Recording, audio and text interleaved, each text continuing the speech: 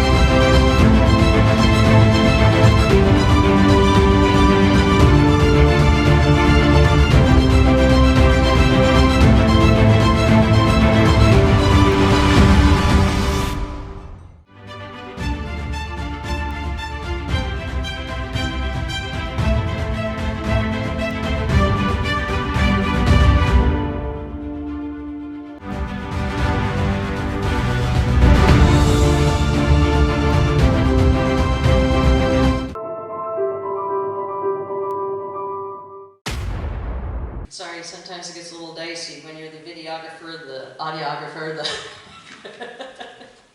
everything else.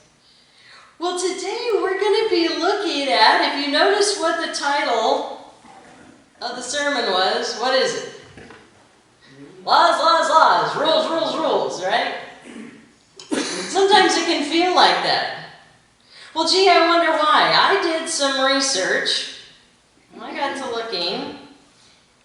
Guess how many, well, okay, this is how bad it was. I couldn't even find the latest number on how many laws we have right here in America.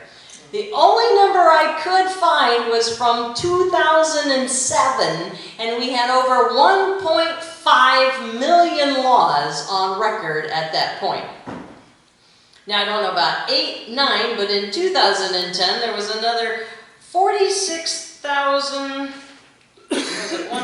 627 laws and regulations were put into law that year. So who knows what the other ones were. And that was in 2010. So since then, we have no idea. Absolutely no idea. And Nebraska, this is interesting too. I couldn't even find how many laws are on our books. It kept taking you into other sites and it gave you categories. And there were so many categories of all the different laws that fell under each one. It was crazy. So we have a lawyer back there. You should know. Yeah. Do you know how many laws we have? Do you know a thousandth of any of the laws that are on the books? Probably not. I know. It's insane. So in 2021, as of October 7th, the new ones that have been put in, that was the only thing I could find, was President Joe Biden signed in 64 executive orders, 37 presidential mandates, 139 proclamations, and 23 notices. And actually, that's not the most in history. Roosevelt actually had signed in the most. But with each one of those, and I had to laugh because I thought about that, just in order to pass the budget. Now, this isn't political. I just think these facts are interesting. In order to pass a budget, and this has gone on for years, this last one was 2,800 pages of laws that were attached to just passing the budget. Think about the Emancipation Proclamation that President Lincoln signed in. This is like one of the biggest bills we ever had. And you know how big it was? 1 page. Just kind of think about that for a second. Well, you know, so laws, laws, rules, rules, and like I said, we don't even know what any of them are really, do we? They're changing them, they take them in, take them out, for the most part they just keep adding.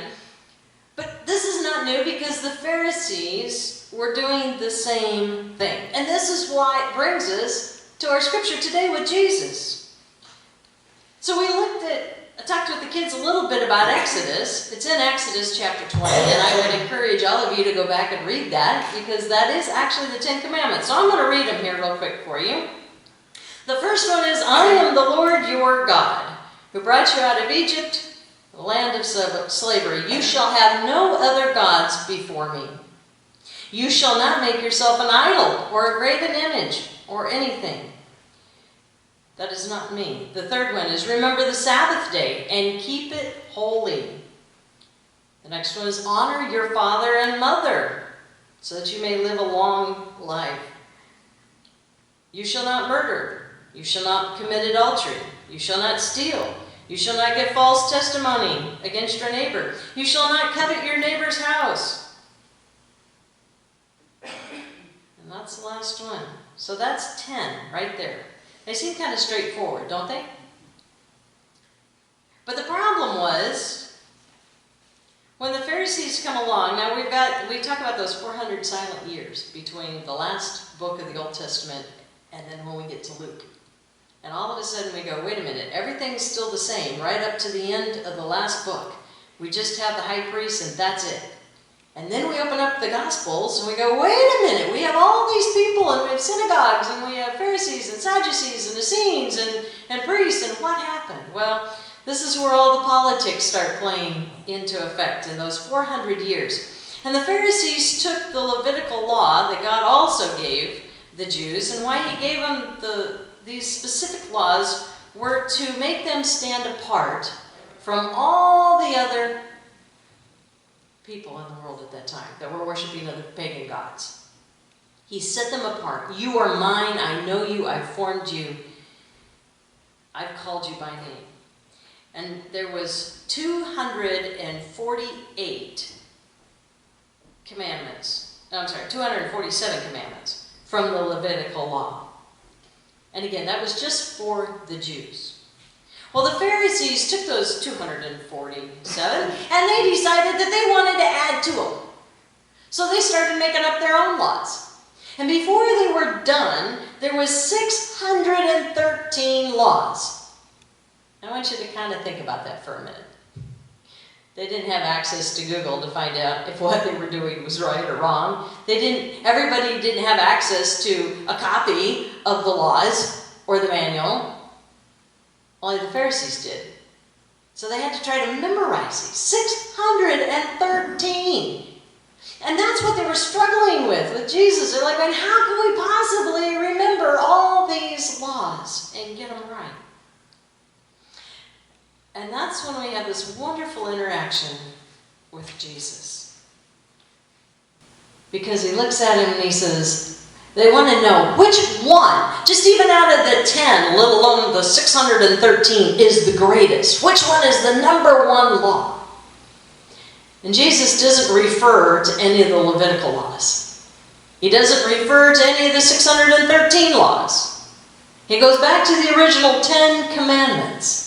And he takes those 10 commandments and he chops them clear down to just 2. Now, when I read from those, if you notice, the first 4 had everything to do with God. Have no other gods before me. Don't make a graven image. Remember the Sabbath and keep it holy. Like I said, sorry, it's the first 3. And then after that, the whole rest of them, honoring your father, do not kill, do not commit adultery, do not steal, do not covet, do not bear false witness. Those all have to do with other people. So he took all of that and he said the number 1 is love the Lord your God with all your heart, with all your soul, with all your mind. If you do that, you've covered the first 3. Don't have to worry about anything else. And then he says, love your neighbor as yourself. Notice how he took those other 7 and just boom, put them all into one. You know, I was thinking about when I was a kid, growing up.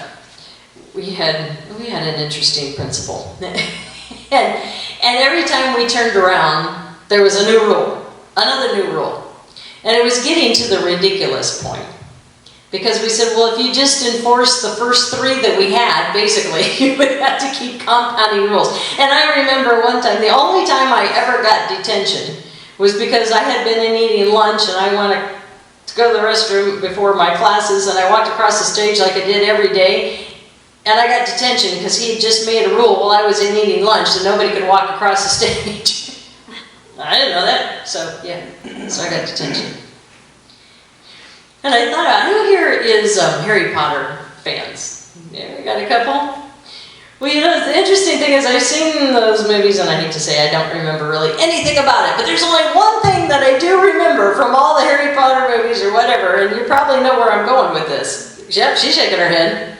The only part I remember was them getting out the big ladder because they kept adding rules, and they put them on like big tablets, and they would nail them to the wall in the school. There was always another rule, another rule. They weren't enforcing the ones they already had, so they just had to keep adding more rules. Kind of wonder if maybe that's how we get our 1.5 million, I don't know. So I want you to think about this. How does that work with you in your life right now? Are you kind of feeling a little burdened because, are you feeling oppressed by all the rules or not? Maybe, maybe not.